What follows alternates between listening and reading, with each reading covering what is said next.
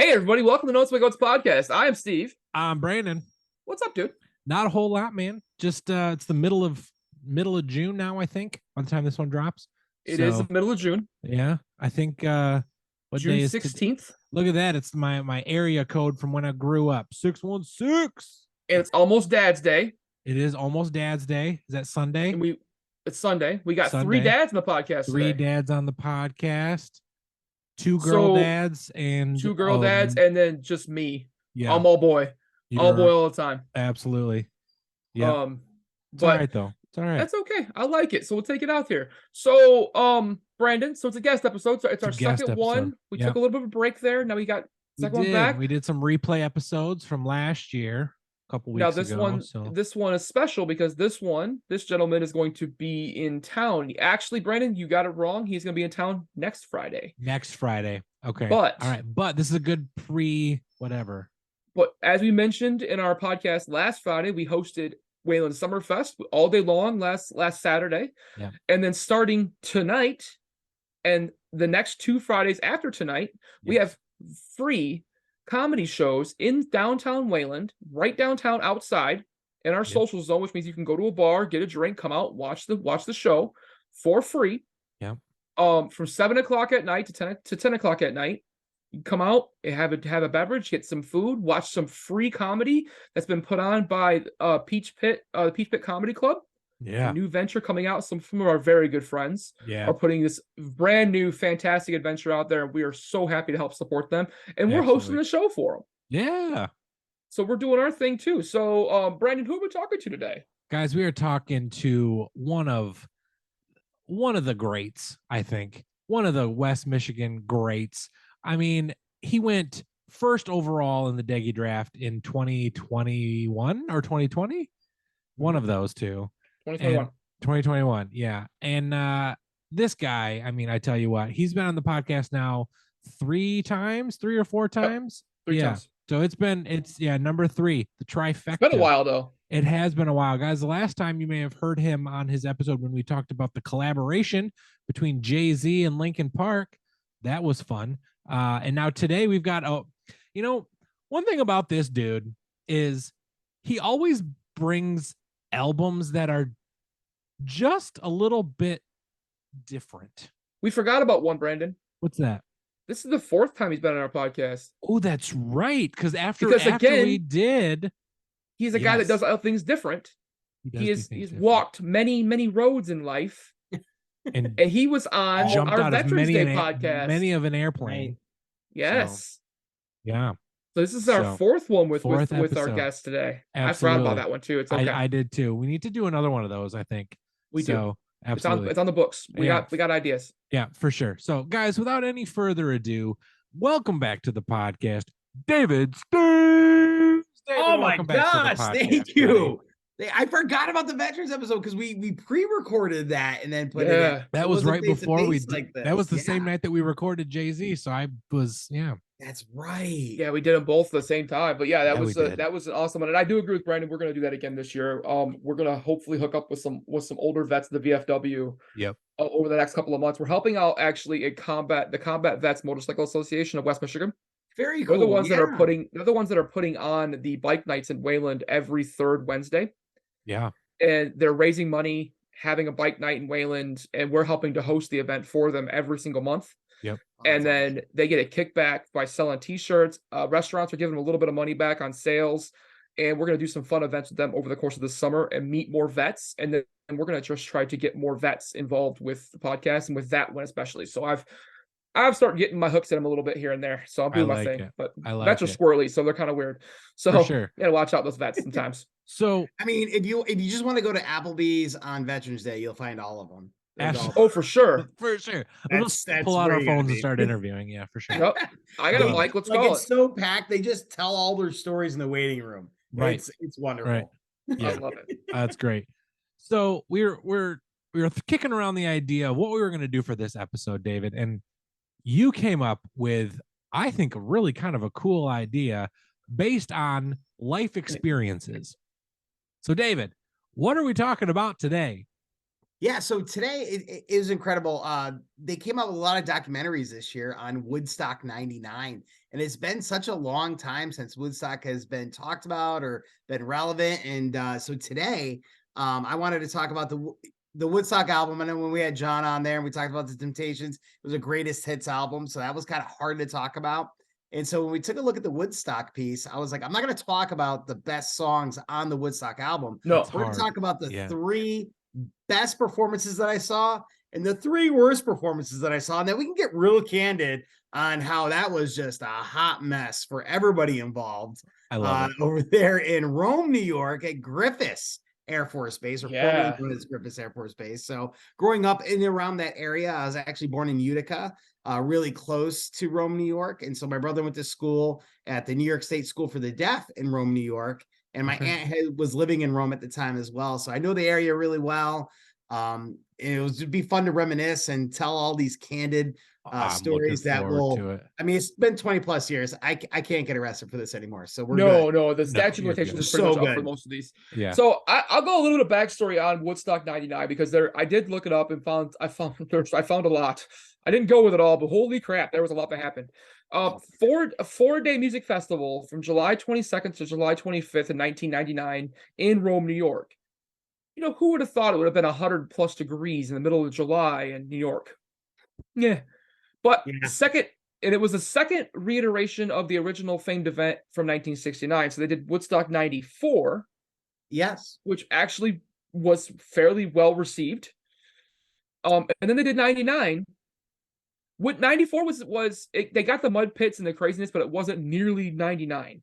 I was gonna say they had the mud people and the turning over. Yeah, it was rainy. It was rainy. It was wet, but it wasn't nearly. I mean, I think compared to some of the stories, I think you would have taken some rain in that. It would have been a nice cool off for sure. Yeah. So as David said, this one was at the former Griffiths Air Force Base, which is about 100 miles from Woodstock, New York, where the original show was at. Now, we're going to get into this here, but the estimated attendance was 220,000 over the 4-day festival. It's much higher than that. They actually only reported 183,000 because if they had reported anything over 200,000, they had to pay Rome, the city of Rome, and a couple other organizations $5 per every ticket that was sold over 200,000 because they had given the cities a couple $1 million each. Mm-hmm. And if anything they sold over 200,000 tickets, they had to pay $5 more per ticket to a couple different organizations, which was the deal. Yeah. Now, this one, though, compared to 94 and 69, obviously, but this one was actually heavily covered and broadcasted. MTV was there for every single thing. They showed so much, probably more than they should have. It was broadcasted. The whole thing was broadcasted on pay-per-view. You could actually have paid on pay-per-view to see the whole thing. And it was played, a lot of it was played live on Westwood One Radio, which is CBS radio. They had the recording rights to it. They made over $60 million on pay-per-view alone. Wow. Just pay-per-view alone. Insane. Not compared to what MTV paid them, but they were paying $54 to watch on pay-per-view. And it was, again, estimated numbers because nobody gave you the exact numbers. The promoters always hid numbers from people. Yeah. But it was over 30 million people watched it. It was between 30 and 60 million watched it on pay-per-view.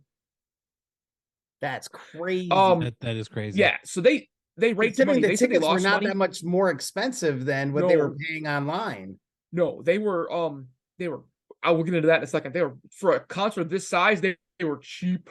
Cheap. Really, and you got what you paid for, unfortunately. The festival was marred by controversy, difficult environmental conditions, overpriced food and water, poor sanitation leading to sicknesses, sexual harassment and some rapes, rioting, looting, vandalism, arson, violence, and some death. People died. A couple people died. Now, they had notable performers. DMX was there. Korn, Limp Bizkit, Kid Rock. I wrote Bob Ritchie, but I'll say Kid Rock. Red Hot Chili Peppers, Alanis, Metallica, Dave Matthews Band, Rage Against the Machine, Ice Cube, Willie Nelson, Jewel, The Roots, Buck Cherry, Creed, and motherfucking ICP was there. The Juggalos were in attendance. They played Thursday night. They played the pre-show, but they were there. Oh, okay. I didn't get there till Friday morning. Yeah, so I missed Thursday. Now, a couple bands were supposed to be there and they backed out. The Foo Fighters were supposed to be there. Oh. And they withdrew because they were finishing There's Nothing Left to Lose. So they were finishing up that album, which is an amazing album. Sugar Ray was supposed to be there, but Mark McGrath got sick and they pulled out. And then I'm not upset about that at all. Hey, Sugar Ray's punk stuff, with their early punk stuff, is pretty awesome. Slipknot, Rob Zombie, and the Deftones were all offered to play, but turned it down because they had commitments for Ozfest that they couldn't do. The funny thing was, Godsmack was on Ozfest and still played Woodstock 99. I got a story about that. I'm sure you do. A couple more things here. Now, the promoters we talked about are terrible. They thought to combat gate crashing, because they were so worried about people breaking into the festival, because that's what happened in 94 a lot. People broke in, which they couldn't get the right numbers. They built a 12-foot tall peace wall that was made out of steel fencing and plywood. Now, it was broken down, but people were breaking it down to get out, not to get in. Correct. That was happening. Tickets, they were $150 in advance, which is $240 today. Just to know, just right now, to go to the Austin City Limits Festival for 2 days, just that, and it's a pretty major festival in Austin, Texas, it's like $600. That's 2 days. And those, they don't have nearly the amount of mainstream headline artists that this show had. Bonnaroo, which is getting closer and closer every single year, it's like $1,000 for the weekend. Hell no. Yeah, you get at the gate it was $180, so it's $30 more, which is $328 today in today's money. So $328 at the gate, you could still get in. Now, I did go a little bit into the gross that happened. I'm gonna glance over it, and Dave, you can go after as much as you want. Temperatures did get over 100 degrees, and because the Air Force Base was primarily concrete, who would have thought, created what they call a heat island, meaning the concrete retained most of the heat from throughout the day, making the night temps just as hot as the day temps. There also wasn't enough grass to put tents on, so people were camping out on concrete that was really fucking hot. The east, there was 2 stages, the east and the west stage. They were 2.5 miles apart. Yeah, Brandon, that's the face right there. So not only was it hot as shit, you were walking a long distance over hot asphalt and concrete, back and forth to see these shows, and then the promoters, oh, God bless them, they gave all the subcontractors the rights to charge whatever the fuck they wanted for anything. No caps. So when water started running out, it started going to like $20 a bottle in the 90 prices, which is a lot more. And nowadays, inflation's a bitch. But as things started running out, the subcontractors were like, you can pay $30 for that bottle of water, which then led to concert goers breaking water lines, creating massive pits, massive mud pits in contaminated soil, because the Air Force Base had been designated as a Superfund cleanup site. Oh my God. Just gets worse. They also didn't have enough porta-johns, really, for like a day. After Friday, the porta-johns were beginning to overflow with poo mixed with the mud that was already being created because of the lack of water, which led to multiple illnesses and sicknesses by concert goers. The promoters, as we have now proven that they are not reliable, reported only 3 deaths. They reported 5 rapes. There was far more than that, I'm sure. And there were 44 arrests made. That actually did come from the City of Rome Police Department. And that one I can believe. Wow. So two recent documentaries, though, were made, as David said. Woodstock 99, Peace, Love, and Rage on HBO came out in 2021. And then Trainwreck, Woodstock 99 came out on Netflix just last year, late last year, 2022. I'm going to have to watch those now. Trainwreck was really good. Trainwreck was Trainwreck's probably really the good. best one done on it. Yeah. Okay. Yeah. All right. I'll And check that one out. they came out because it was, 20 years or so after it happened. Yeah. So then everybody was like, and they interviewed like all of these artists that were just like, what the shit did you do that for? And there's And a the lot of fun promoters. stories. And the promoters hid a lot. They still were like, even 20 years later, they're like, it wasn't that bad. They're like, peace and love, man. Everybody got what they paid for. Oh, they did not. So Yikes. So so you said you got there on Friday, Dave, right? We did, yeah. So there was How old were you? Gosh, 1999. I was 20 going on 21. So I haven't turned 21 yet, but I was 20 years old. Okay.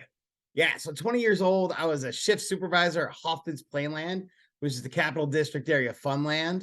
So I Nice. got paid 30 cents more than everybody else for that added responsibility. And so my best friend and I were like, hey, this is going to be a concert of the century, like you can't.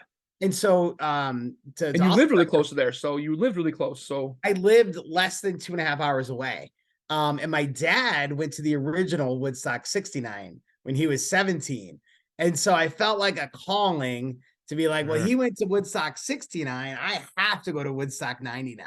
Like a rite of passage. Yeah, it was like he did it when he was 17. I was a little bit older. Like I was able to drive my own car. And so my best friend Jeff Hartnett, he's an incredible dude. He's an engineer now. He's a director of engineering at a firm. And we were like, hey, let's build up our savings account, pay for this $150 back then. I mean, it only cost $10 to fill a tank of gas. Right. The gas was 99 cents, 98 cents. And so my Aunt Judy she lived in Westmoreland, which is really close to Rome, which is close to Mohawk Valley Community College. And so they set up that community college as they had buses that would bus you in and out. So you'd have to pay to park. And so my Aunt Judy, we had all our camping gear, we had a wagon, we had all the things they said you could bring in, right? So we brought in pop, soda, as they call it in New York, if you will. And we had our own water and everything like that. And so we get to the, it's only anything you can carry. So we get Mohawk Valley Community College. My aunt drops me off. We load up onto this bus. We're ready to go. We get there, they check our tickets and then they take all our stuff. So we get there and they're like, you can't bring in any cans. You can't bring in any water. So they confiscated everything we were bringing in. And the water was all bottled water. So we had 2 cases of bottled water. They're like, no, you can't have it. And so the concert security were taking everything and just putting it in a stash next to where you checked in. And so they let us keep 2 cases of soda. One was Pepsi and the other one was Diet Pepsi. And that's what we had. And we carried that in. Luckily, we were very we only had a 2-person tent, right? It's just me and my best friend. And so we went out and we scoped. So we got there, 11 o'clock in the morning on that Friday. Our tent was set up and ready to go by 1 p.m. And we were psyched. You got a program that lets you know exactly who was playing where. But like you said, the East Stage and the West Stage were about 2 miles apart. So 2 words come to mind: swamp ass. That is it. I was in much better shape back then. But that's still a lot of walking. And they had all these cool things like local radio stations, wet t-shirt contests. There was so much nudity that was going on just on the daily. I've never seen so many naked women and men at that point. And I was like, I went to military school. I've seen a lot of naked dudes. Yeah. And so just everybody was just free love. Everyone. I like how you say at that point, because we only went to the military there after that. And a lot more naked men. No, but I mean, we got in there. And so it was already starting to really fill in. So I stayed on the outskirts. My best friend had to go recon and find a little spot where we could put the tent. And so we did, and we put the tent in this little area surrounding hundreds and thousands of other tents. And it was just, we found our spot. It was good to go. But what they don't tell you is that you're out of water. The sleeping situation was awful because your tent never cooled off. We kept the flaps open the entire time. We would wake up at 7 o'clock, 8 o'clock in the morning, just drenched because the temperatures never went down. You never felt the temperatures go down. I'm sure they went down, but you never felt that way. And so it was chaotic. It was beautiful. It was wonderful. There were certain things I loved about it. There were certain things I was like, I thought for sure on the last night we cut it short. We didn't stay the last night after the Red Hot Chili Peppers took the stage, and we'll probably talk about this later. Then like the New York State troopers came in and they cleaned house. ATMs were being knocked over. People were ripping money out of ATMs. I got cross-checked, and I was like, this is starting to be unsafe. We didn't have cell phones. We had no cell phones. They had pay phones set up. I had like a roll of quarters that was left after buying like mass amounts of water, and I was just putting them in there. You had to memorize your aunt's phone number and just called her, and I was like, we have to get out of here. Collapsed camp, and then went onto the buses. So we didn't stay the last night because when the Red Hot Chili Peppers took place, and the fires took place, and then the mass riot, and getting cross-checked by a New York State trooper, I was like, yeah, I'm good. I can go home. Like we done. We did it. Well, and like one stage they didn't tell you about, right? Is that there was actually a hangar in between the two stages, and that's where like Fatboy Slim played at like 2:00 in the morning. The rave nights, the rave nights, which everybody forgets about. So that was strategically placed right in between, which was really cool. Because Fatboy Slim was all the rage back in early late 1990s. So yeah, oh for sure. Yeah, with the crazy, that was when like he was coming out, and like Daft Punk was starting to get bigger. So like the rage, the club scene was getting bigger and bigger. So they did that rave night, the rave night, and they did a bunch of that stuff too. But I mean, just looking at the artists that we didn't even mention, that there's so many other ones that are on here that were just every single day is just like, holy shit. Oh, it was so hard to pick. Yeah, it was so hard to pick. So like one of my favorite bands of all time is Dave Matthews Band. We didn't go see them. We didn't go see them because we saw Dave Matthews every year at the Saratoga Performing Arts Center. He does a weekend every year at Saratoga. So I mean, I've seen Dave Matthews Band 8-9 times. So were they having artists play on both stages at the same time? Yes, they were. So you had to choose. You had to choose. That was the only way they can get all those artists in at the same time. Because they were playing like full sets. You're like, do I go to DMX or do I go to Everlast? Like it was, you had to pick who because they wanted to go see. They were playing full sets, when I saw when I went to go see Kid Rock, and I was like, this dude sucks. Like I've hated Kid Rock way before Bud Light. Like I've hated Kid Rock since Woodstock 99, to be honest. Oh, Steve's pointing. Yeah, I not a big fan of the Kid Rock. We did Devil Without a Cause with Jair Driesenga, and I was like, I used to like this album. I've seen this guy live so many times because I was a conscious security guard in Michigan. He played here a lot, so I saw him live every single time he came through Grand Rapids. I would see him because I'd have to work a show, and I wouldn't pay. I paid to see him one time, and that was we played with Uncle Cracker at the intersection, like a really small show. It was cool, but I was the same way, and I'm like, at least this version of Kid Rock was the version I remember, where he actually had some balls and was like a little bit more entertaining. Now he's just old man on a hill, like shaking his fist at the clouds. But like when I listened to Bow, when I listened to Bow with the Ba on the album, I was just like, yup, that's the Kid Rock I remember, like from the early, late 90s, early 2000s, because that's when he didn't give a shit about what he said, and he was still a Democrat. I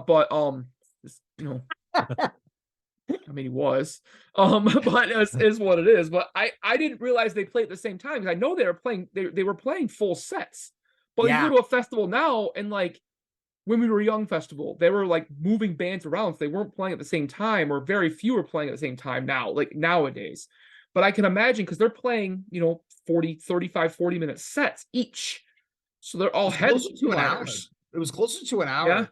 Yeah. Really? I mean, they had them set in for that time frame, but it was closer to an hour that I felt that they were playing. And of course, every band wanted their own stamp on Woodstock. So like Kid Rock had somebody come out and do the national anthem on the guitar, just like Jimi Hendrix. It was like a nod to Jimi Hendrix. That part was cool. But then all of a sudden, people just started throwing shit onto the stage like crazy. Like just like, I was like, we didn't get close for Kid Rock because we didn't care. We didn't like him.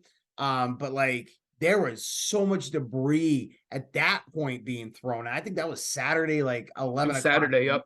Yeah, it was early. And I was like, this this is gonna get crazy. So let's get into it a little bit here. So now, obviously, Brandon and I didn't go. We just listened to the album, kind of picked our favorite artists here. It'd be very tough for a 9-year-old to go to Woodstock '99. Oh my gosh, I was at young. Yeah, I was at least almost 15 at the time. So I was 15. So I was 15 when there. So I could have gone probably. I watched it though. I didn't watch the pay-per-view, but I watched the MTV. But I watched a lot of it. And I didn't realize that I've just heard Limp Bizkit was on Saturday, not Sunday. I thought Limp Bizkit was towards the end of the festival, and they were like in the middle. Yeah, Because everybody thinks of Limp Bizkit's where all the shit started to go down, but it's actually what happened after that. that was right before the Red Hot Chili Peppers took the stage. To be honest, yeah. with you.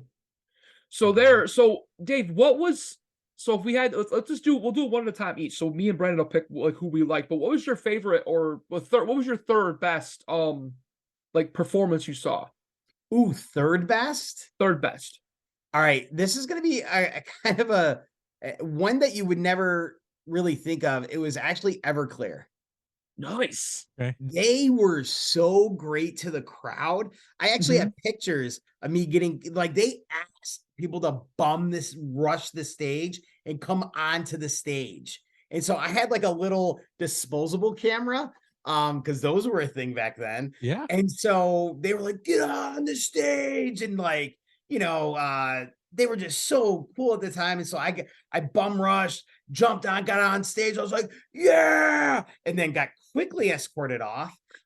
So I just started snapping pictures with this disposable camera, like, you had to like wind it. You're like, Oh yeah. Oh yeah.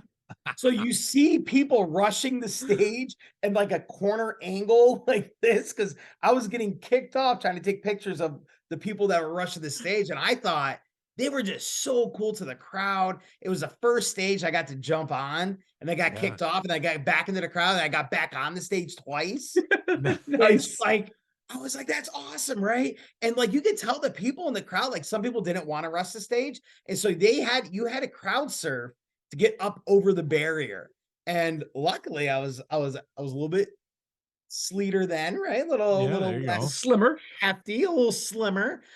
So getting up on people, like they were like, yeah, and they throw me over the barrier, and I run up on the stage and then get quickly kicked off. But it was like that to me, and like Everclear is not like a band you would ever remember from Woodstock, but they were just so cool. And like I loved their songs back then. And my best friend and I don't know what they were at the West stage. Yep. And so we were gonna go back to the East stage, but like you said, it was such a long walk. And I was like, let's see what Everclear has. Like I knew like one or two songs. I was like, I'm really tired. It was around dinner time. I remember that. I don't know exactly what time they went off, but it was around dinner time. I was like, I don't want to walk all the way back.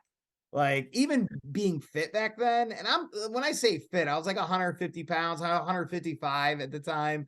Yeah. And I just come back from summer from military college. So, I was way more doing all right. Yeah. I could walk 2.5 miles several times. But we made a conscious decision. We're like, no, we're gonna sit here and we're gonna watch them. So that to me was so instrumental. And the way they reacted to the crowd and the way they played to the crowd really cemented them for me at Woodstock. So I put them there at number 3. I like it. So Brandon, what was your third favorite performance on the album? Yeah, so I picked the Bulls of Paradise track. That was on this one. I picked this song because although a really popular track for Rage Against the Machine, I was Bulls on Parade. Yeah. What? Bulls on Parade? Yeah, that one. I don't know why. Whatever. My computer's dumb. That's okay. I was thinking about how I knew this track beforehand, and it's from Jamming Out on Guitar Hero. So it's got this weird, like, you guys know, it's the weird guitar playing and the sounds that were going on, whatever. Oh, Tom. Just amazed. To me, it amazed me just from the game perspective as to like how they put that song together. And so when it came on to this album, I was very, very much like, oh, this is super cool that they did this live and like what it sounded like. So that one for me was my first one in my top 3. So Steve, what about you? So I picked a band that I didn't know played Woodstock 99. It's a band that I loved though in high school. I love this band because they're weird. And I picked Superman's Dead by Our Lady Peace. Great one. It's an amazing. It was an amazing live. Hearing it live on the album was awesome. I've seen them live before. I saw them live in like '97. I was like just in high school, and I'd seen them live a few years after that in the early 2000s. But they're an awesome band. Yeah, And great band. I didn't know they were there, and I saw that track, and I went, "Wait a second, okay." That I'm picking them because I loved Our Lady Peace. I think when I was in high school, we actually made we had to do a project for one of our class. I think it was an English class. We had to make a music video, and we used this song and made a music video for it. It was super That's cool, awesome. but we shot it on like an old like VHS like 8-bit camera, and it was cool. But like, so like I saw that and I listened to this track again. I was like, this song still kicks ass, and the band is still awesome. And I remember me hearing them live do it, and I was just like, I would love to have been there during that set because that would have been amazing. So I picked Superman's Dead by Our Lady Peace because they're a band that not many people know, especially if you weren't fans of them in the late '90s, early 2000s, and of all of the bands that are here, they're like, who? Yeah. I liked Our Lady Peace. So, all right, Dave. So what was let's go with your second favorite. What was your second favorite one you saw? Oh my gosh. So second favorite, and I was never a huge fan of her when growing up.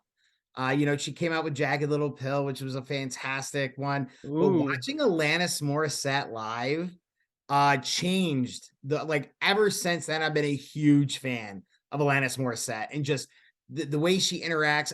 We didn't get close enough, right? So we stayed on the outskirts. There were people out there lined up for Alanis, and so it was a big decision to go see Alanis because I was like, I'm not a huge fan, and man, she rocked people's faces off, and it was cool to see her in that intimate setting. She did a couple of songs that are a little bit low key, but when she did Jagged Little Pill and it went nuts, and then of course on the album, on the record. She does that So Pure song, and just her entire set just was incredible. And to me, it was somebody I didn't want to go see, to be 100% honest with you. Like, she was not one of my favorite artists, and to get there and just to be like, oh, like it connected. Jagged Little Pill at Woodstock is probably hands down my favorite performance, which brings her into that top 3 category for me. That's awesome. Like so my wife just saw her live last year because she did the 20th anniversary of Jagged Little Pill, but she had to do it like a year and a half later because of COVID. Oh, wow. She saw her live, and I mentioned Austin City Limits. She's playing Austin City Limits with the Foo Fighters, and she's one of the headliners. No way. I talked to our buddy down in Texas, and I was like, how crazy is this festival? He goes, there's over 100,000 people, if not more. It's fucking nuts. No, don't do it. I was like, but there's so many cool bands because dude, the top 3 are Foo Fighters, Mumford & Sons, and Atlantis. And I was like, wait a second. I haven't seen the first 2 before ever. I've seen Let's Atlantis go live. before. Let's go live Toast My Goats from there. Yeah, you 100%. Yeah. Let's do it. Because oh man, I would be down. I'm already going to Texas for a concert, just like an overnighter. But I was like, those 3 right there. that's it. I was like, I'll just the Yeah. headliners and call it good. But I told my wife, and she's like, how much tickets? And I was like, we could go like general admission plus with a hotel, and it'd be like 1,400 each. And she goes, holy shit. I'm like, but we don't have to get a hotel. It's only like 600 each. And she goes, holy shit. I'm like, where's you going to sleep? I was like, I haven't figured that part out yet. Brandon sent me this fun. Well, and that's what Brandon sent me this fun meme about, like a guy like goes from one step to another step, and it's like buying concert tickets. Like, where am I gonna go? Do I have work off? Do I have this? Tickets are $50. Okay, I'm gonna go. Like, and that's what figure everything else out. That's kind of what I've been doing recently. I have a lot of concert tickets that I'm going to see because I was just like, I'm off. I can go. And like, I told my wife, I'm like, I bought tickets to go see Ed Sheeran. Do you want to go see Ed Sheeran? And she's like, yeah. I was like, they were cheap. They were like $35. So like, we're gonna go. I got like nosebleeds at Ford Field. So Yeah, I see, didn't they don't- care. Hey, I'm whatever. going to see Ed Sheeran for $35. So I was down. I was like, let's It's an go. experience, man. Hell yeah. Exactly. I told everybody, I was like, I kind of feel bad because I'm gonna buy as many concert tickets as I want to right now and go into some debt because I don't care, because if COVID happens ever again, I don't want to say that I missed this because I waited. So I'm like, I have trauma. I have some trauma involved. In that. It's okay. But I'll go with my second one. And this is a band that I wish I could have seen, and I don't think they're touring anymore. But maybe you did see them play, but Jamiroquai, the Black Capricorn Day. Did not see him. Dude, they sound so fucking cool. And like when I was that age, I was just like, yeah, this band's fucking cool, man. And like they were black guys from fucking England, and I'm like, their name's awesome, and I'm like, those guys are just fucking cool. And I was still into hip hop and stuff, so I'm like, yeah, even though it's Jamiroquai and it's kind of lame, but I don't care. I was just like, I listened to it again and I was just like, well, that would be fucking cool. Like, I almost picked Korn though. Ooh. I've seen them live a couple of times, and kicking the album off with that track, like when they kicked everything off with Blind, I went, okay, I'm not gonna pick Korn. I want to pick Korn. Like, holy shit. But because that was just epic. But I almost picked Korn, but I went with Jamiroquai instead. So, Brandon, what was your second favorite? I think for me, this fits perfectly into me as an individual. I picked the Brian Setzer Orchestra and their track "Rock This Town." That was on this album. It's right on point for you. That is on point for Brandon, Alberta, 100%. Did not see that one, buddy. Right? So like you hear, would have gotten front row. For sure. Oh, for sure. Like this song contrasts a lot of other tracks on this album by a lot. Yeah. But thinking of it from like a festival-esque like song, like I would definitely like be the one that's just kind of dancing my drunken head off, just like having a good time, not having a care in the world. So that one for me, I just think trying to put myself in those shoes, I would be like, yes, the Brian Setzer Orchestra, let's go. You're like, I'm gonna walk the 2.5 miles. I will walk the 2.5 miles by myself. Brought my own trombone. Yeah, exactly. Let's go. Dude, I felt so bad. Like when you mentioned that, I was like, oh my gosh, that wasn't even a question on ours. We were like, whoever's playing the other stage gets our attention. We're literally gonna walk 2.5 miles. We will walk the other direction. I was like, sure. I am not sticking around for that one. So I do have a question for you. So you said you were 20, you weren't 21 yet. Right. How was the carding situation going on there? Were they carding anybody? So they had beer gardens set up. So they were carding people, but there were some people who brought in beers that would give it away to some of us that were not old enough yet, but they were carding for the beer gardens. So in order for you to have beers, so if they were like, we were able to bring in our pop, like 2 cases of pop. So I'm wondering if they allowed like maybe a case or 2 for some of the folks that were of age. Yeah. But when we get to the number 1, I'll give you the story of how I secured some beer. And how wicked is it that they let you bring in pop, but they didn't let you bring in water? I think it's probably because they figured it was going to be hot. They were selling it there. Yeah. Yeah. Sure. So that way they could just because they were putting all that stuff off to the side, and when the water shortage started happening, everybody started storming those stations that were like, contraband areas and just stealing the water back because we were running out of water. I mean, we were dehydrated as all get out. I can only imagine. Not only that fact that you were in a over 100+ degree heat, but then you were sleeping in a hot box tent in 100-degree heat, and still like you were marinating basically. The whole time you were in the tent. And dude, like Jeffrey Dahmer would have had a field day. He's like, what's going on at Griffiths Air Force Base? The rest of New York has never smelled differently. Like it's like the rest of New York is just like the waft from Rome. They announced on stage that with the amount of people that were attending the festival, it became the second biggest city in New York at that time. just second only to New York City. my I remember them gosh. making that announcement on stage, which goes back to the how many people were there. We're actually Right. there. Yeah. What was the accurate count, right? Yeah, so I mean, we You're beat never out gonna like know. Buffalo, Rochester, Albany, but we were the second biggest city at that time, next to New York City during the festival. That's nuts. Insane. I So know. before we get to our favorites, let's go to some of the worst ones Less here. So desirables. what was your least desirable, Dave? Least desirable, and it hurts because I was a huge fan of them growing up, and it had nothing to do with the band. It had everything to do with the crowd surfing situation. So I'm gonna go with the Offspring. Okay. So the Offspring, one of my favorite bands. We got really close for that. And so we started, I mentioned earlier, I crowd surfed because that was the best way to get close to the stage. Yeah. And, and crowd surfing was going on huge. Well, during the middle of a crowd surf, like the lead singer of Offspring came out and was like, hey, stop grabbing the girls' tits and ass and this and that. And I was like, that's fair. And as I'm surfing on the crowd, he's like, hey, if there's a guy up there, grab his nuts. And I was like, no, bad. Please don't. Please don't. I was like, why would you advertise that? Just say, don't grab the women. Don't say proactively grab dudes' nuts. Like, Right. And girls, this is the story about how dad got molested. This is the story about how dad got molested. To play this only for when my kids are old enough, guys. Yeah. You watch that documentary. Hey, there I am. No, don't look right. Oh, yeah. It's just some girl with her hand up my shorts, me being really painful. That's all. And we gotta say girl in air quotes there because you don't get.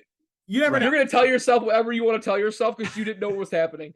But I'm crowd surfing and I hear that announcement. I'm just like, I gotta get down. Like I gotta get down.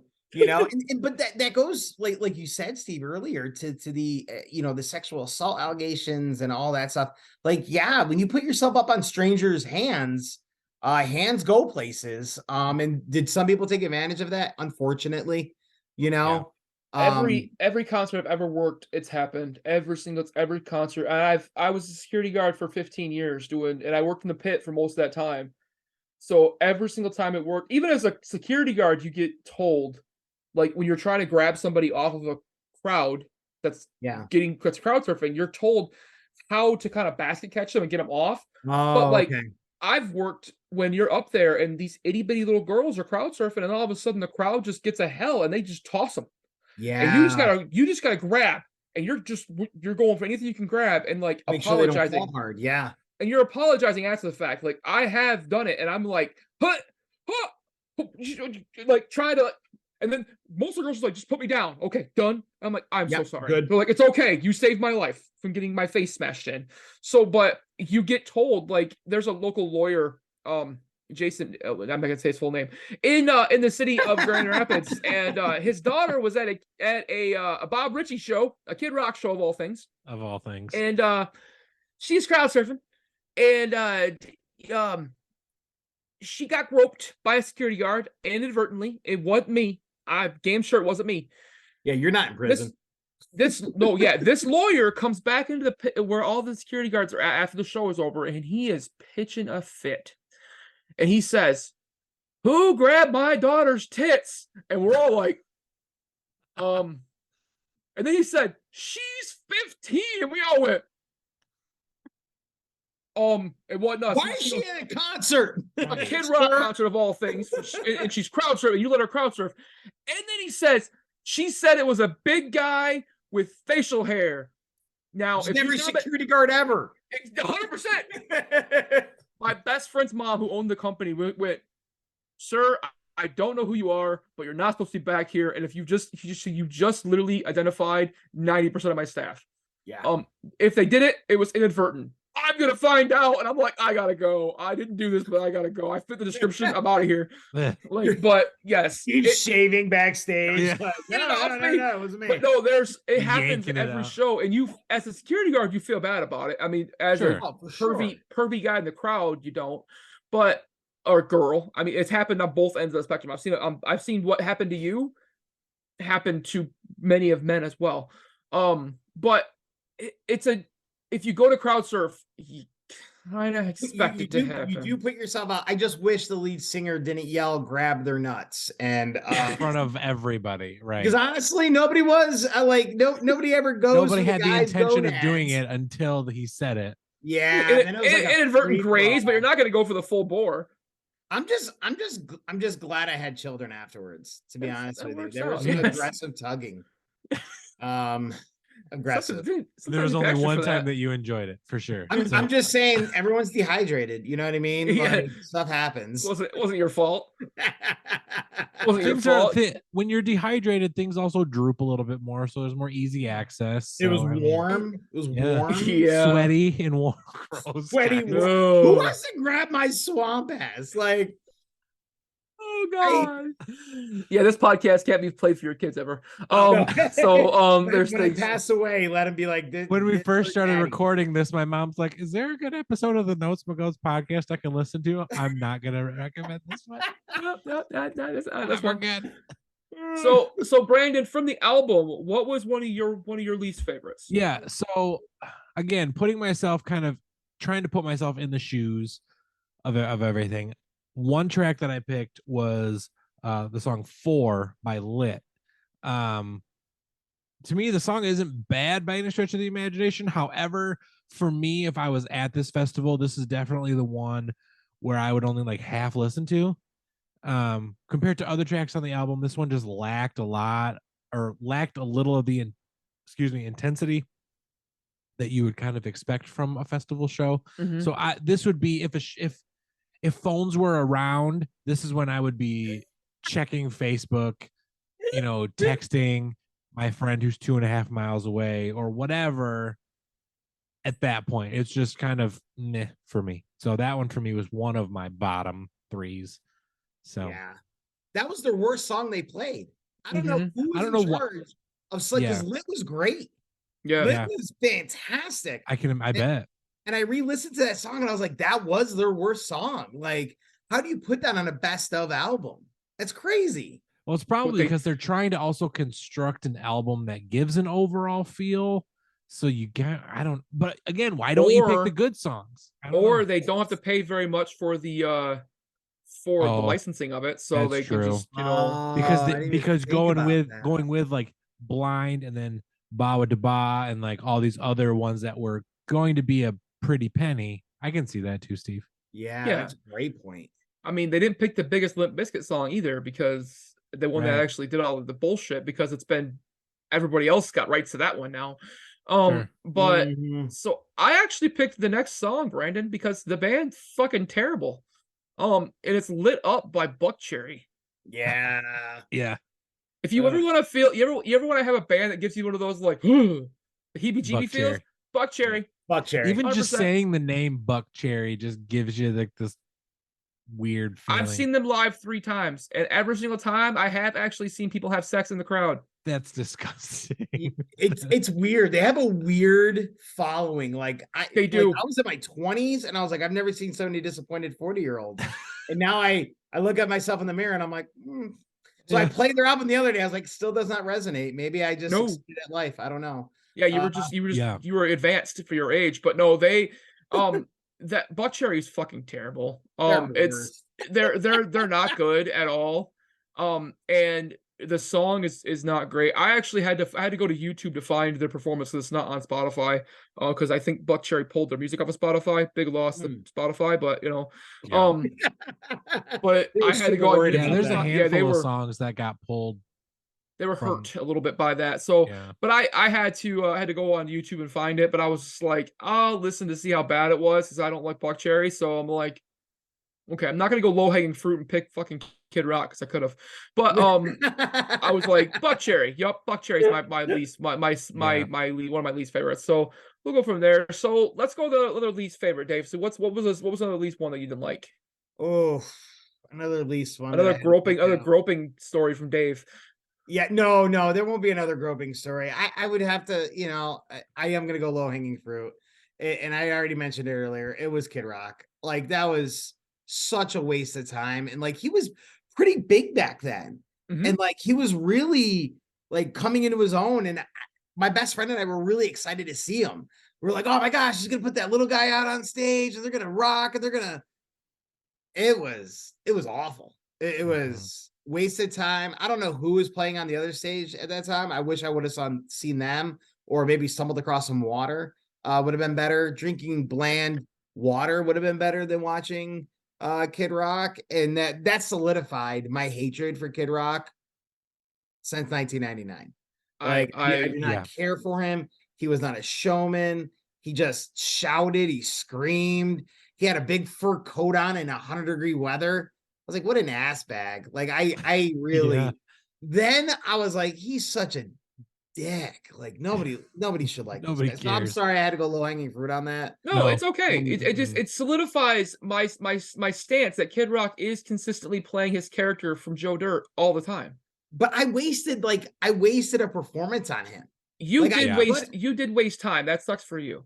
It does, because when you pay, like at that time, $150 is a lot of money. Like that's like a week's worth of work, especially for a 20-year-old. Yeah, I mean, $150 for a 20-year-old now is still a lot of money. Like, if you're 20, like that's a lot of money. Like, I'm looking at the ticket prices like as like someone who's damn near 40 but has a good job and can just drop a couple $100 on a ticket because I'm gonna go see 20 bands that I want to see, and if they're all in the same spot, and that makes a lot of sense to me because I'm like, but if I was 20, like $150 is a lot of money. Like it's not cheap per se. And I love that video. I loved Bob with the Ball. Like I was like, dude, I can't wait to see this live. It's gonna tip it over the scale, and then he sucks. Yeah, interesting. There, point blank. So Brandon, what was your next least? Yeah, so I actually picked. Let me find it on the track list so that way I know who, because I forgot to put who did it. I picked "Stop Being Greedy" by DMX. Yeah, I picked this one as my bottom because this is going to be very petty. I'm not a huge fan of the genre of music. And so this is one where I would have looked at the schedule and been like, I'm going to go that way. Unless it was Kid Rock, and then I'd be like, I'm going to stay. But like I can definitely appreciate it I can appreciate the genre of music because rappers, most of them, are master wordsmiths, and DMX was, in my opinion. But this song just wasn't doing it for me compared to other ones that were going on this album as like a greatest hits of Woodstock or whatever. So that one for me, "Stop Being Greedy," just kind of wasn't there. So I think at that time performance was good. Yeah. I mean, the rest of his show, like, because DMX is a New York rapper, so that was a big deal. He was one of the only New York rappers at Woodstock, right? Yeah. And so he was just a huge draw. Like, so my best friend and I were like, we're gonna go see DMX. Like, that was the one and only time. But I agree with you. Like, the audio on it was awful. I don't understand audio engineering. But they had to engineer for all these really big metal bands, and I don't think they ever changed the sound. Once the sound was in, it was set. So I think it was set with whoever started that set, and then they dialed it in. So I just don't think he had the right audio, because I listened back to it and I was like, ugh. Like, it's hard song. I love that song. Yeah. And it's hard too for hip hop, and that you don't see a lot of hip hop festivals for that reason. Right. Hip hop outdoors is hard. Yes. Because you can't get the same bass feel, you can't get the same sound that you would get in a club or in a venue. You could see them in a big stadium tour, enclosed, something big they can pipe the music in, but an outside venue, hip hop doesn't lend well to outside venues, especially something that large. Because you lose a lot of the sound, you lose a lot of the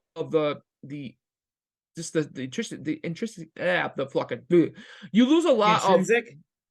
that's the word I was thinking of all those little things that go into evolve with a beat that you listen to an album and you're like, man, I can pick up this and this. I love hip hop, but only having two rappers, actual rappers, it was DMX and Ice Cube. Yeah, only two, and then they had some emerging artists, they had some smaller ones in there, but it was DMX and Ice Cube. So like I would agree with you, Dave. Like whoever was the sound engineer, wasn't per se like gonna dial them in. Wasn't gonna save a lot of their presets because it's like I got 2 hip hop artists, I've got 50 rock artists. Right. You know, like it's hard to do that. So I would see that, but could see DMX though also in that setting, fucking eating it up and going after it. Yeah, I mean, it was a great overall performance by DMX, but the sound was just crap all the way around. But it's a New York crowd, right? Mhm. Like, it's funny, they had like one East Coast rapper and one West Coast rapper, and that's it. Yep. And rap was really huge, but it was coming on the heels of like Biggie Smalls and the Tupac, fiasco of 1994. So it was very like they didn't want that kind of controversy or anybody getting shot and like Yeah, they didn't want a lot of the they didn't want to bring the extra involved with it. They just wanted to have a little bit so they had it and that was it. And they brought so 2 I big wish heavy there was hitters more, in, because hip hop was so great in the late 90s. Like especially so great. especially in New York. I Oh, mean, yeah. they could have got Wu-Tang, Nas, Wu-Tang, Jay-Z was Jay-Z, breaking Busta through. Rhymes. Yeah. You know, Fat Joe was huge. Big Pun was still going. There was so much just straight. They could have done a New York rap stage. Dude, And Ja it would have Rule been was huge at that time. yeah, you could done shit. They could have done Ja Rule and they could have brought out Jodeci. And then done and they could have done R&B. They didn't know there was no R&B artists like at all. And yet So, they like, bring on it's Cheryl freaking Crow. well, it's hard to be no, they have to bring on my second least favorite. Oh yeah. Fucking Yeah, let's Elvis hear this one. Costello. Oh yeah. Elvis fucking Costello. I'm pretty sure he followed up, fucking Brian Setzer. And still nobody showed up. Like, you bring in an Was he artist, at Woodstock 69? no, he was not. Nobody, no actual full bands were at 69. Only the guitar player that played with Creed and then another That's guy right. was there from the Who. That's was there. right. But Who? yeah, Who? right. But I had to go again. I had to go on YouTube and find the Elvis Costello song because it's not on Spotify. Yeah. But it was like, okay, man, one of these things is not like the other. Like even the hip hop guys were like, you can't give me ICP, George Clinton and the P Funk of Funkadelic, Bush live, and then Elvis Costello. What the shit? Like what is Paul Simon coming out behind him? Like, what the hell is going on here? Right. And like, are you bring Billy Joel back? Come on, let's did something. Like, what were you thinking? You have this crazy rock lineup with a little bit of pop mixed in. Not even a lot of pop mixed in, but a crazy rock. Yeah, great lineup. Rock. Yeah. This was basically a big ass Ozfest with like just not as hard metal. But it's that vibe. And you have fucking and I'll take that back. There was one more rapper because Everlast was there. Is that considered rap or considered alternative? House of Pain. I mean, he was the lead singer of House of Pain. So he did. I mean, he did a little bit of rap, but it's tough. That's tough for me. Yeah, he kinda. Kinda. He hits both sides. Like it's kind of the same. But I didn't understand why Elvis Costello was there. I had no idea. Well, I think at that point, like a lot of artists wanted to get in just to be a part of it. To be a part of it. And I think he came very cheap. I don't even remember seeing his name on the lineup, to be honest with you. They just called him up. He lived on the road. What's that? They just called him up. He literally lived on the road. He's just like, "Fuck, you want to come down?" Oh, I'm in the area. Let's drive down from my $1 billion mansion. Just come on out. Yeah, I didn't. He wasn't one that I didn't even know who he was, to be honest with you, at that time in the 90s. That was before. I mean, I think the only time I seen Elvis Costello is on the Austin Powers. Yes. Movie. Oh yeah. And I was like, who the hell is this guy? Who the fuck is this guy? Ladies and gentlemen, Elvis Costello. And I'm like, yes. Turn it off. Between him and Burt Bacharach. I mean, I didn't know who Burt Bacharach was. Was it Burt Bacharach or Elvis Costello? No, Elvis Costello was in the second one. Burt Bacharach was in the first one. Got it. Okay. Oh my no, you're right. Elvis Costello was in one of them. It's okay. Oh my gosh, it was so bad. I'm lapsing on it. You blocked that part of your brain out. I love it. So what was your least favorite one you saw? And this hurts me because I was a big fan, so I was really excited to see them. Bush Really? got outperformed by I mean, you talking Korn, Metallica, all these heavy hitters. Bush for me fell short, and they had a prime time slot. They were the hottest things in sliced bread. They sounded like crap. The lead singer, I don't think he knew where he was. Oh no.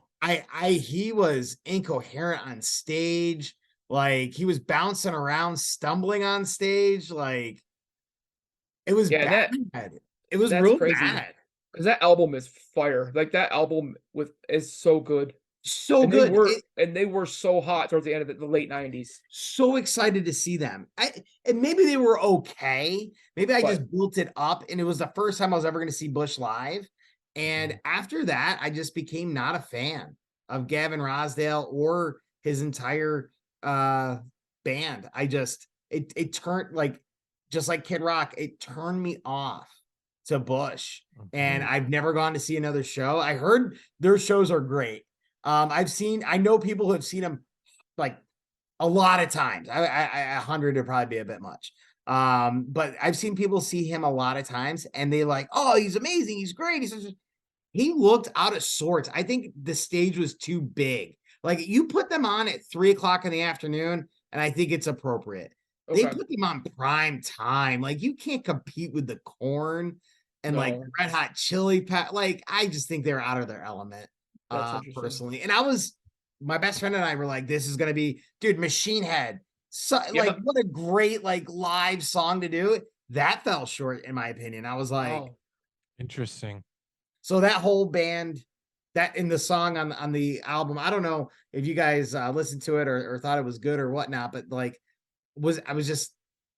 they fell short of expectations for a primetime billing, in my opinion. So it's one of the ones that was blocked on Spotify. I did go check it out on YouTube, and it wasn't great. But that album is so good. Like that album is amazing. Oh, I was so excited. I would have been like you and had like high hopes for it because I owned that album. I listened to it all the time.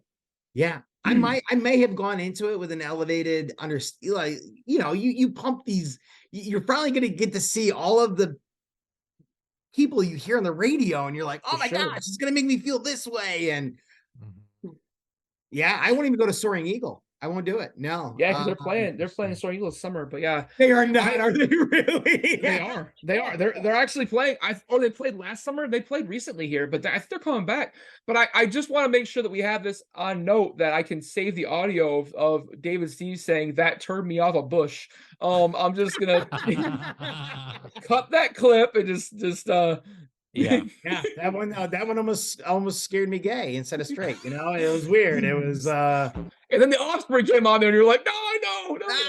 The Offspring was before that. It makes so much more sense now. That's funny. All right, Brandon. So let's talk about our most favorite here. The one. Wait, I didn't give my third. Go with your third. Yeah, you're right. Sorry, go with your third. I didn't give my third. I forgot. My third least favorite. Trippin' Billies by Dave Matthews Band. I chose this song strictly for the fact that I am not a Dave Matthews fan, and this song didn't help sway me into the quote, I am a fan base camp. This song is just odd and not great, in my opinion. I think it does relate to the festival with the whole like eat, drink, and be merry, but still not a fan. So I'm a huge fan of Dave Matthews Band. Huge. Like I've seen them at Saratoga. This was a bad performance. Interesting. My best friend and I were like, yeah, let's go check out Dave. We love Dave. And Dave but he was not on point. And Dave is notoriously known for really long concerts.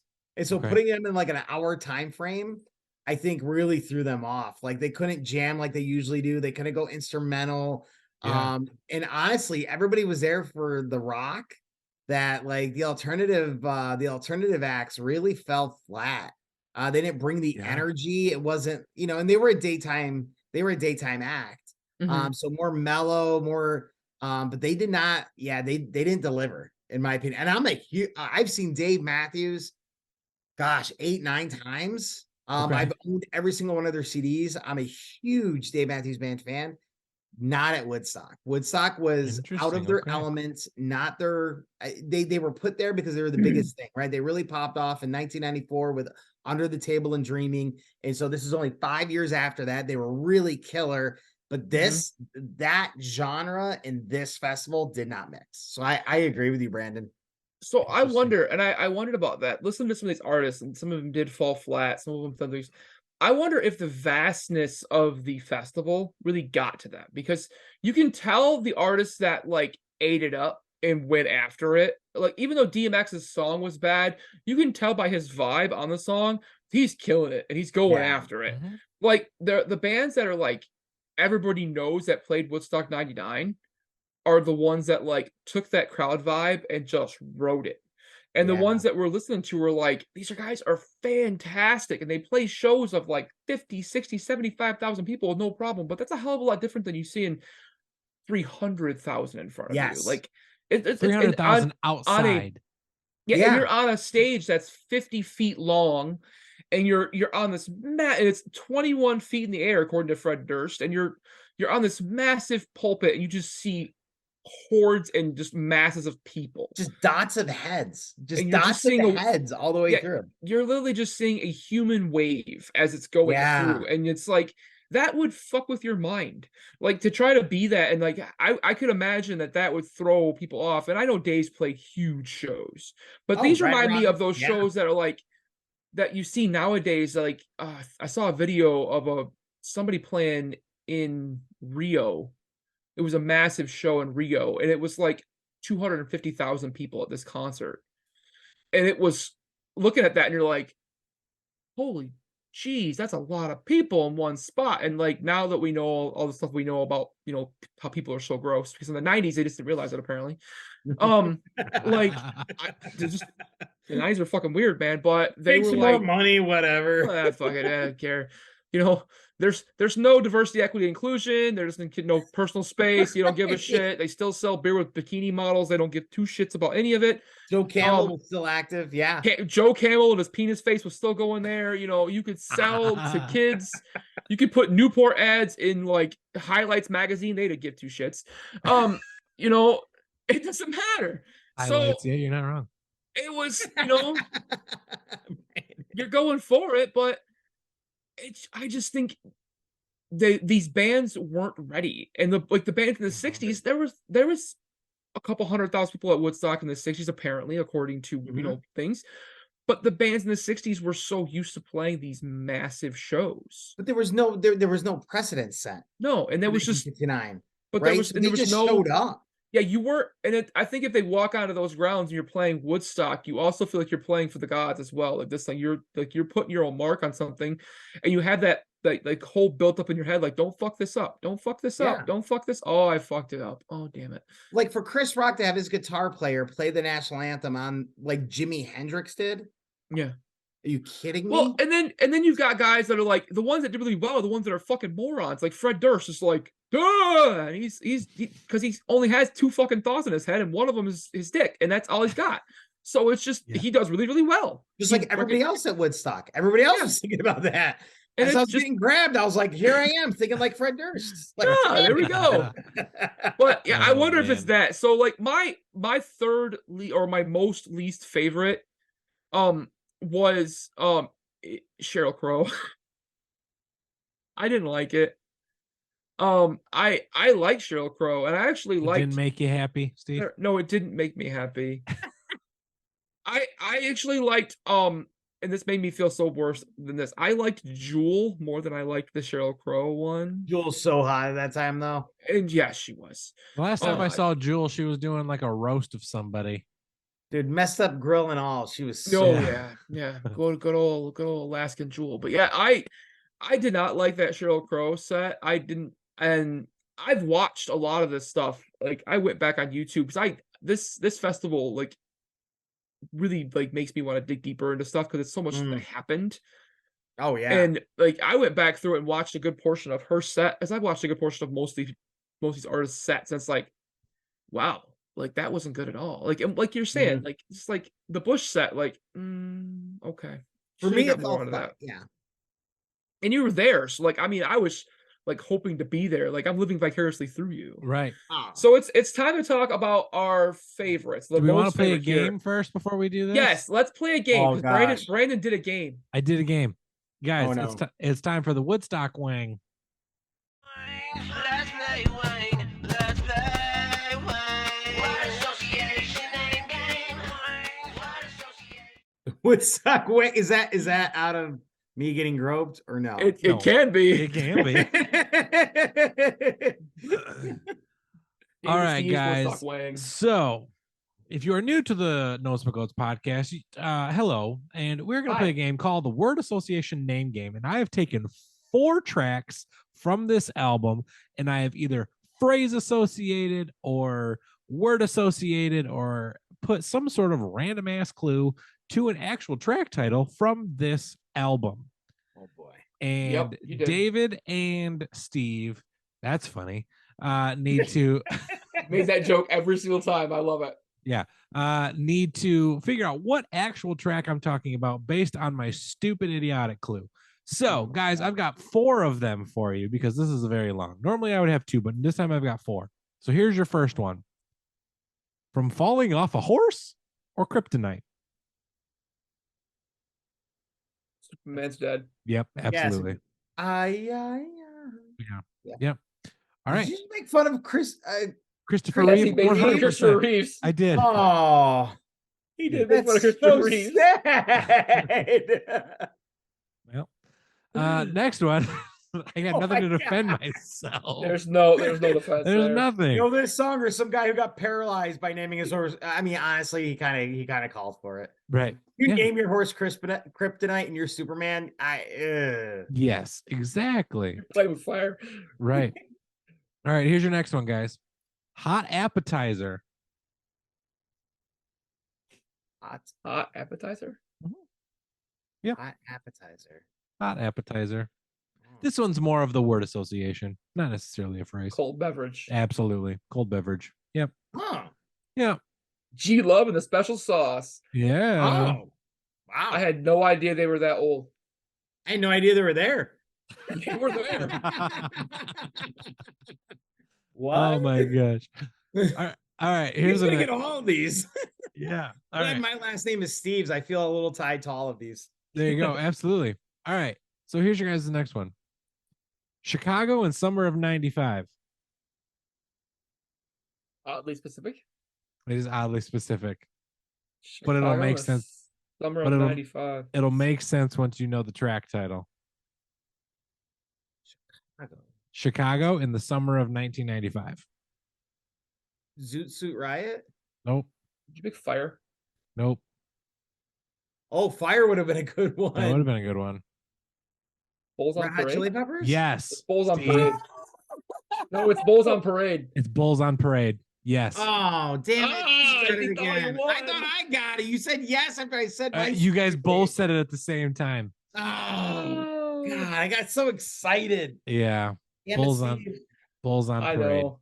Bulls on Parade. All right. Last Why one. is Bulls on Parade in Chicago 1995? Why is that? What's the Chicago relevance? Bulls. The Chicago Bulls won their championship in 95.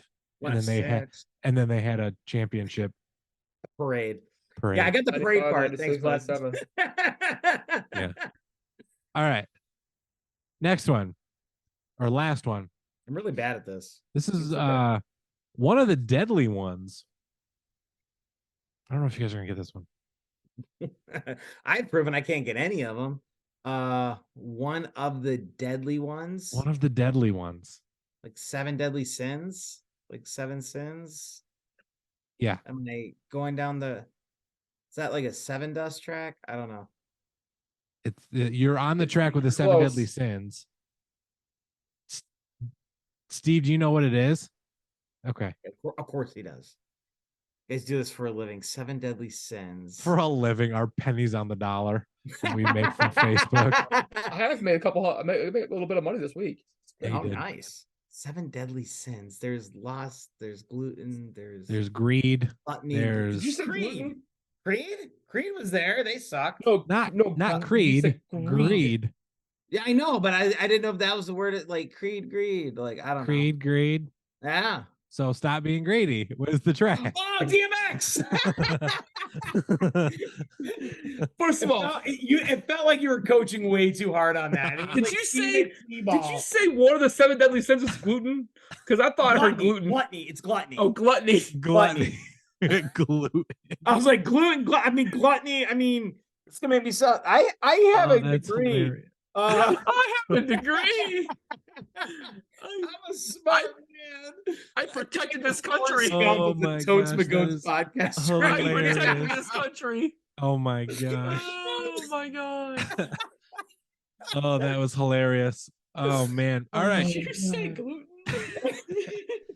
All right, guys. Let's talk about like our most favorite either time at Woodstock or our most favorite track on the album. We're going to end with David because he was there. I'm sure he's got it. So I'll start Oh, I because can't I'm wait. talking. And I picked Blind from Korn. Yes. I did because for me, again, it starts off this album, and yet I wanted to do my whole review on if I was there in the crowd. And for me, this would have been a song that you are just bopping. You are just enjoying it. You are headbanging. Everybody is in it for that show and for that track. And so for me, it's like, yes, it's the top track of this album. Yes. Clearly, it probably wasn't the top track of the show altogether, but it's still it would have set been the tone. It set the tone for the show via the album, I think. So it would have been how they kicked off their set. I would guarantee you it's how they started their set. They started their set with Blind more often than not. okay. Because of how that kicks in so hard. Yeah. And how it can lead in, and the guitar leads in with that, and then Jonathan Davis can do the "Are You Ready?" Literally, it is. I've seen them do that, and I've seen arenas explode. Oh, I bet. And it's amazing. The It was pyro a wave. hits. Oh, It was a wave of just fists I- in the air, and like we're all going in concert with each other. It was incredible. yeah, I I could see that. That would be. I've heard them do that in smaller settings in multiple shows, and I loved the band Korn when I was 97 was my very first concert I ever went and saw was I saw Korn and Rob Zombie Oh, nice. That is setting in the bar 19 high. in 1996.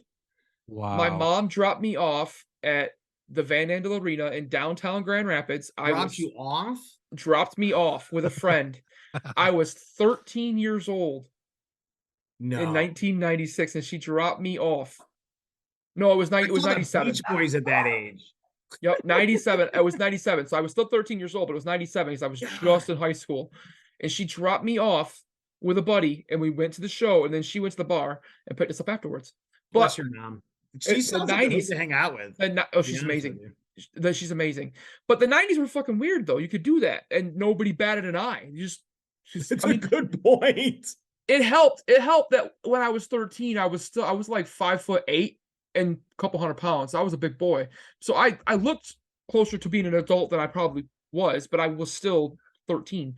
But yes, that is I want to do Korn on the podcast one of these days. We haven't done Korn yet. Let's so do it. They're incredible. and do- That's such a great album. All their Yeah. albums are great. Oh yes.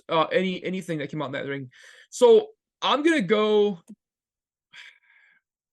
I wish they had done break stuff. But I'm gonna go Limp Bizkit.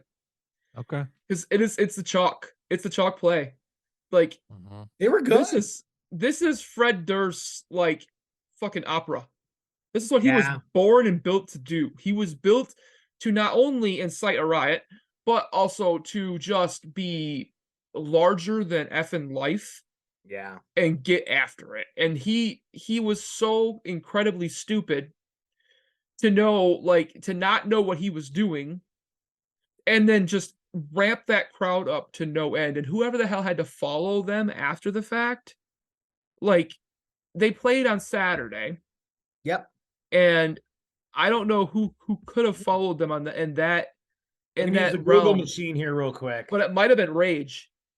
Oh, Rage was incredible too. Yeah, I had the lineup, but I don't know who followed Limp Bizkit, but to whoever had to follow them, like holy shit, dude. It was Korn. Korn followed them? Yeah. Oh my gosh. That'd been epic. Oh Yeah, man. I mean, and they're wondering like why violence broke out. Well, Oh, Yeah, right. I mean, and you've got those two that are going after it, and they just it was you ramp up their shows to a fucking million, and you just Yeah. go after it. And both those bands are, as I said before, dumb, and they will just do it. Mhm. And musically driven, and they're gonna pump a crowd up. And when you have a crowd that large, it's really hard to get them unpumped up. Now, the things that were said that happened during the Limp Bizkit show, where some of those rapes I talked about actually happened Mhm. like during the concert, and Fred never said he never saw nothing because he couldn't see shit. He said they asked him about it, and he said I was 21 feet in the air, and there's a couple 100,000 people in front of me. I couldn't see anything. I saw the Oh, guys I'm on sorry. It was plywood. Rage. It was Rage Rage. was after them. I thought it was Rage. Yep. It was Rage. Yep. Corn was the night prior. Yep. Yep. Yeah. Sorry. So it was Rage. But The still, internet even was then, wrong. Still. but even then, to have Rage after them, Mm-hmm. like that's it's Rage was great too, and then and I could Metallica closed that night out. Yeah. Yep, Oh, I could see wow. Rage being just really, yeah, because Alanis, I got the list here. Alanis Morissette was before Limp Bizkit. Yeah, it was Alanis, Limp, Rage, and then And Metallica. Metallica. Holy cow! Wow. Yeah. So I mean, I picked Limp Interesting. Bizkit because if anybody thinks of Woodstock '99, almost everyone thinks of Limp Bizkit. for sure. Yeah. They were either them, it's either them or it's Red Hot Chili Peppers. They're the Mhm. two like most Well, because Red recognizable. Hot Chili Peppers with the riots. Yeah. You With the have to, riots, with the fire, yeah. we got with fire. So what was your favorite performance you saw, Dave? It was Godsmack. Really? Was it? Well, West Stage was kind of the low key stage, right? That's Yep. where I saw Everlast and all the Mhm. I hope I said that correctly. Let me Everclear? Everclear. Everclear. Thank you. They were on the West Stage. So Yep. what West Stage was really accessible.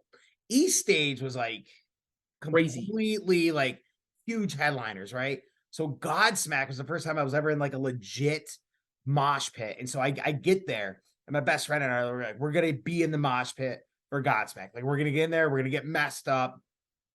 We get in there, we look around. I'm like, these dudes have soccer cleats on, no shirts, all their piercings are taken out, and everyone's very heavily tattooed. I was like, we're gonna get messed up, Yep. like pretty bad. And like, just they played Whatever twice, which was, I mean, that was the big song at the time, and they had this Mhm. big crescendo. And it's the first time I ever learned about mosh pit etiquette. There is mosh pit etiquette. And so, like, they were doing the crescendo to Whatever for the second time.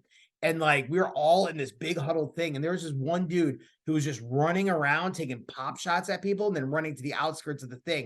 And this one dude in the middle, he was from Boston. He had this crazy accent. He's like, the next time that motherfucker comes through, we just part ways. I'm gonna fuck him up. And I was like, oh my gosh, like, this dude's from Southie. Like, that's like something they did. And so like, we're all in the middle, and we're all like, oh, and then the crescendo hits, and we split like the Red Sea. And this dude came running in to take a pop shot. And I have never, ever seen somebody hit somebody so hard than this Oh. dude from Boston. Clocks this kid, feet go up in the air, and then the mosh pit closed. I'm like, that guy's dead. Like, I don't know what happened. That's one of the casualties, I'm sure. Like, the whole pit just closed, and I was like, and I was in there. I was just like, oh my gosh. I dislocated my thumb, and then like somebody came by and like hit it popped back in. I was like, this is great. Like, it was unreal. Awesome. I friggin' messed up some 40-year-old dudes, and then like we were all done with the thing. These 40-year-old dudes come over to me, my best friend, and they bring us beer. That's how we got our beer, by messing up That's some old awesome. people in a mosh pit. And they're like, Oh you my guys earned gosh. this, you guys deserve this. And we're like, hell yeah. It was the first beer that we had at Woodstock because they were carting at the beer tents. And so we were drinking with these 40-year-old dudes. Oh my gosh. It was the first time I learned about mosh pit etiquette. It was the first time I've been in a mosh for an entire set, and just Godsmack just brought the heat, and it was so accessible. It was early evening, so it was right around dusk, right? And so we're on the west stage, and the sun is setting. It was a beautiful view, and me and a bunch of dudes from Southie were like, let's get crazy. We had blood on our shirts, like it wasn't our blood, we didn't care. Okay. Like, it was just one of those, and I think the experience probably elevated the band for me at that point. And I've been a huge Godsmack fan ever since. But it was one of those bands that was kind of just, it was up and coming, I believe. They weren't like mainstream quite yet, but the song Whatever was huge at the time. And so I thought they had probably the best performance. I still love the song on their on the album. Oh, I gotta find it here. Damn it, where is it? It is Keep Away, right? Classic. But their whole set, and it's so hard to pick between them and Korn, to be honest with you. Because Korn, right? I was in the wave of people, but to be on a smaller stage and to still treat it like like they won't say it, but East stage was the main stage, West stage was the secondary stage. It was. You can tell. You can tell by looking at how it's all put out there. You can definitely see it. Yeah, you can. And just by the names. And so I was really intrigued by the West stage just because of the accessibility and how close you could get to the stage. And everybody kind of ignored the West stage. So if you're a huge fan of Godsmack, if you're a huge fan of these bands that played out there, I mean, you had, like, I got on stage, right? We have 300,000 people here, and my little teenage, right, or 20-year-old person got up on, like, it was just, it felt, I don't know, it felt more authentic. It felt great. They were fantastic. It's an incredible experience up to the last piece. Right, with the riots and the knocking over the ATM machines. But I did spend, I think my total spend there was over $1,200.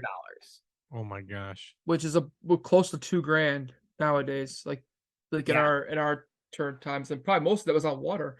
I emptied my bank account on water. Yeah. Just to stay hydrated. And honestly, when we left, driving home, like we didn't take any like illegal substances. Sure. FYI.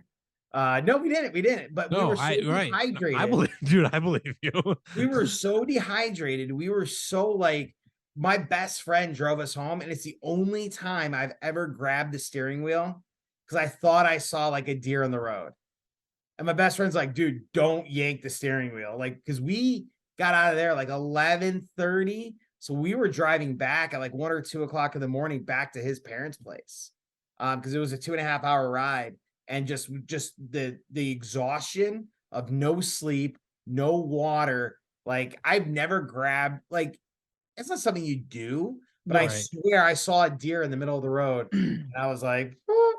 And my best friend's like, don't ever do that. What are you doing?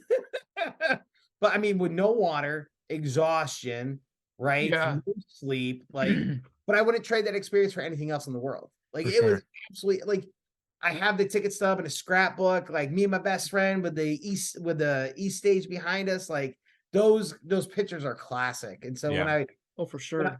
When I saw the documentary, I watched it. I was like, where am I? Where am I? Like, I could pick myself out of 300,000 people. Like, but you literally lived history. Like, you lived history. Like, that is history. Well, and I felt like I needed to be a part of it because my dad went to the WoodStock 69. Again, I'm from New York, hence the Mets hat, right? He went to WoodStock 69 at 17. So he graduated high school at 17. So he went a little early. He's got a November birthday. And then I was like, it's coming to Griffiths Air Force Base. Like, I grew up around Griffiths. My aunt is there. I can get a shuttle. Like, we had it logistically much easier than everybody else. Yeah. Other than using a payphone to call my Aunt Judy. Hey, you gotta do what you gotta do, though, man. You get out of there. But we needed to get out of there. So the one thing the documentary didn't go into, and I thought was kind of neat, was that before Red Hot Chili Peppers took the stage, they passed out Unity anti-violence candles. Doesn't go into it. They meant to do it.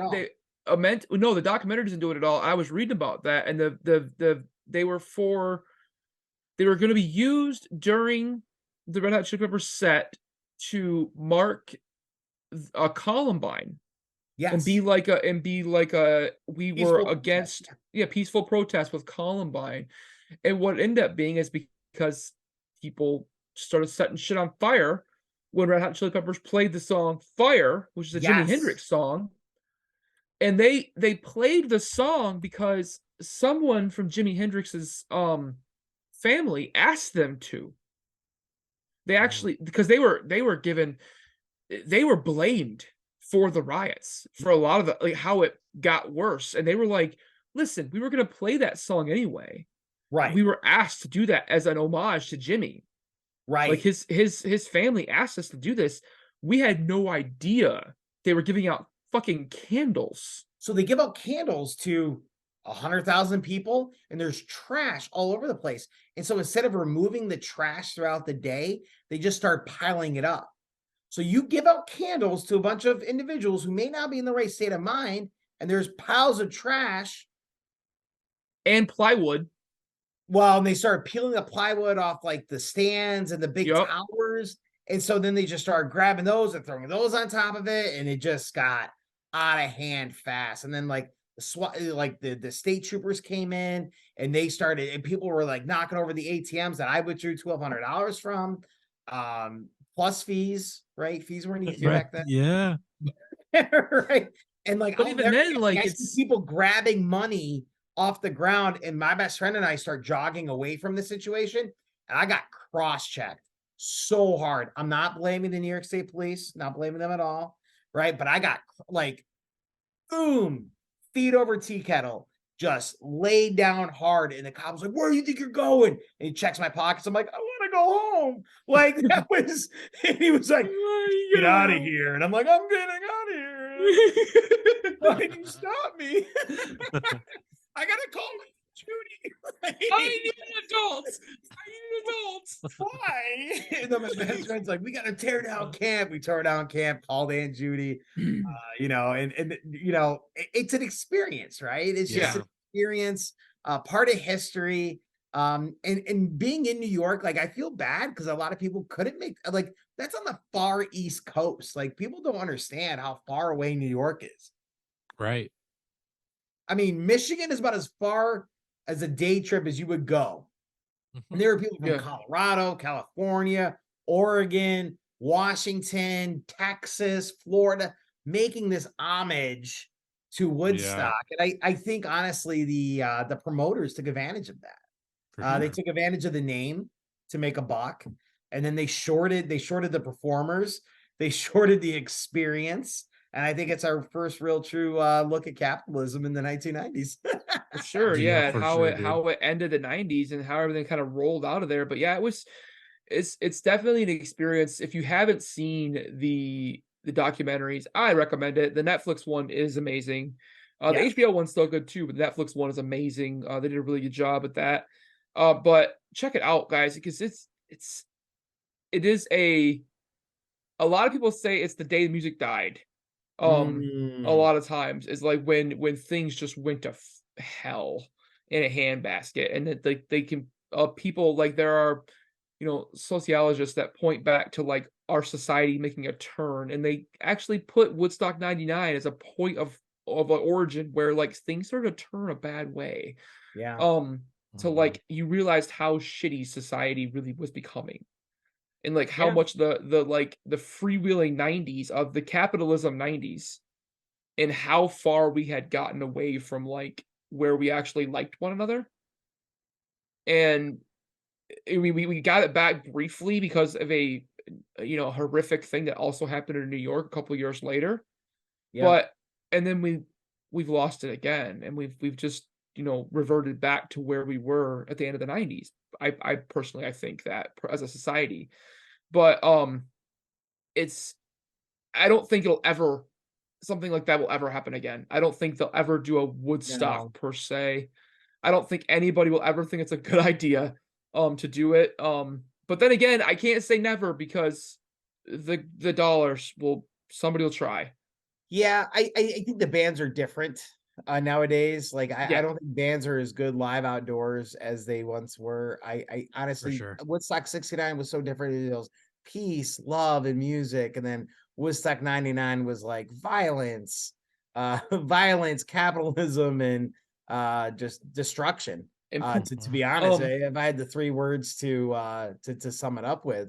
I'm glad I was a part of it. I was glad I went. It was money well spent, even though I spent more money buying water and goods and food.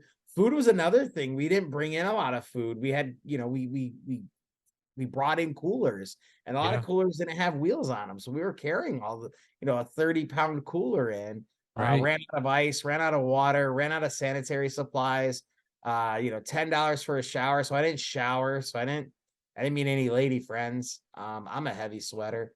You already said it was brought to you by Swamp Ass. 2 words, swamp ass. You guys may have to break this up into 2 episodes, to be honest with you. I didn't realize we went so long. I don't care. No, we're good.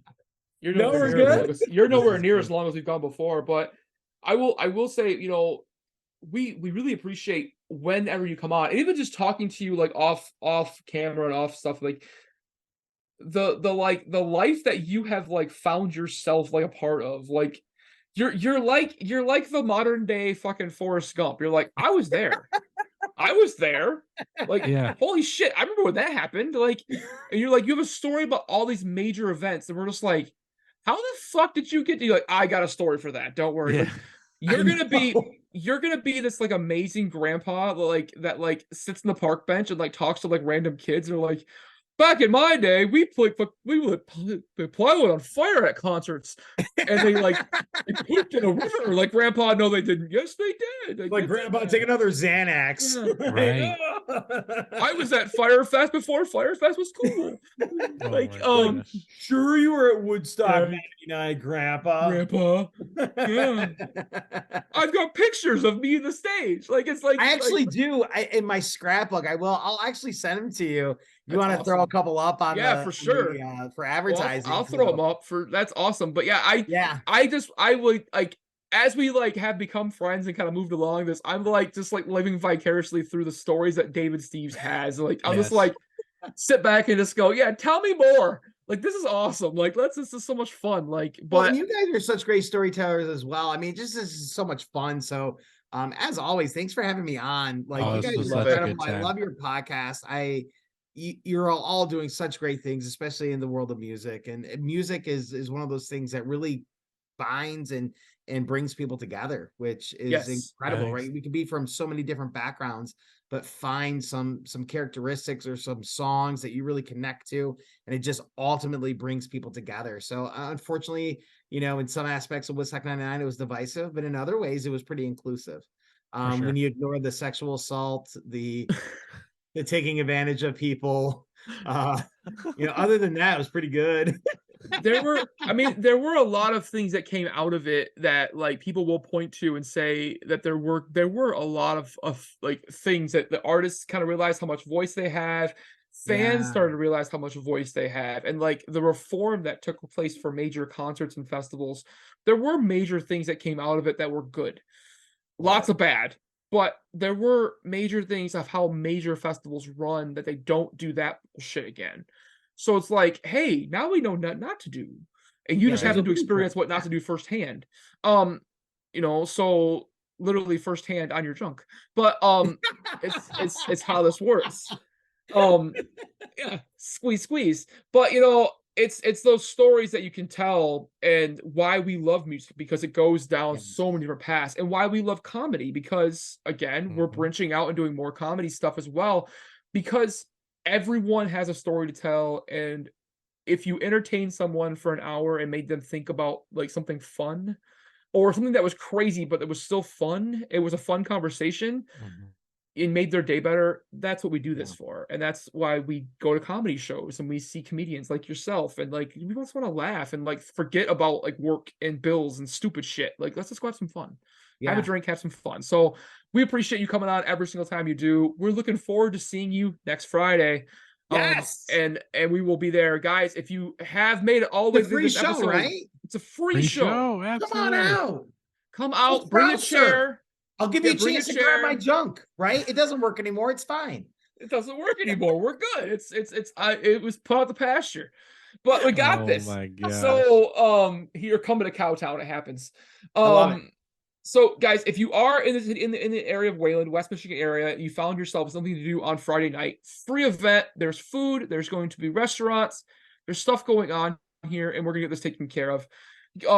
come out, see Dave play. There's going to be at least 3 comedians there. It might even be up to 5. I've heard be anywhere from 3 to 5 per night. Yeah. Yes. So it is a great way to learn more about Peach Pit comedy, the Peach Pit Comedy Club that's coming ever so shortly to the Kalamazoo area, coming in the fall of 2023.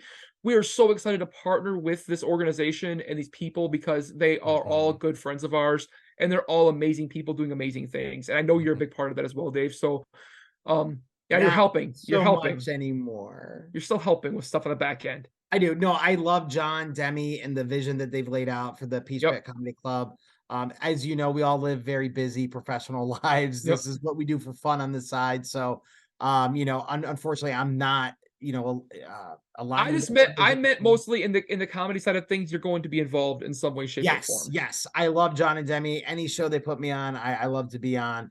But that Peach Pit Comedy Club, it's a 501c3 organization. They're doing such great things for the people out there and for charities. And you get a laugh and you also support a great cause. So cannot wait for them to establish that club. And John and Demi they're the world. They're so amazing, such caring, loving, wonderful people. And they've filled up their board with such Elena Gonzalez and of course Nick Ladorf. Fantastic folks. I mean, that you're going to hear so much more from them, and we're so excited to see their continued success. Yes, I'm excited. I'm excited to see how they grow this thing and how it gets even bigger and better. The comedy scene in West Michigan is growing so fast, and there's so much going on. If you haven't seen any local comedians, you're not looking because they're everywhere right now. Everywhere. But that being said, one last time. You want to hear jokes like that? Come back next Friday live in Wayland. This Friday live. He will make you chuckle. He will make you do something without touching you. No promises there. I can promise. Your host, I don't know. Yeah, that guy. That guy. All right, this guy.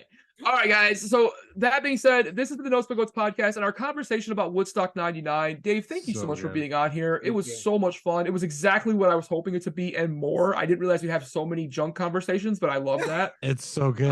It's a big topic. It's a big topic with a small punchline. So we got this going for us. We will see you guys coming up on Tuesday. Unless you come to see us in Wayland tonight, we'll be there from 7 to 10. We'll see you guys. Bye, guys. Later, guys. Notes, my goats. Notes, my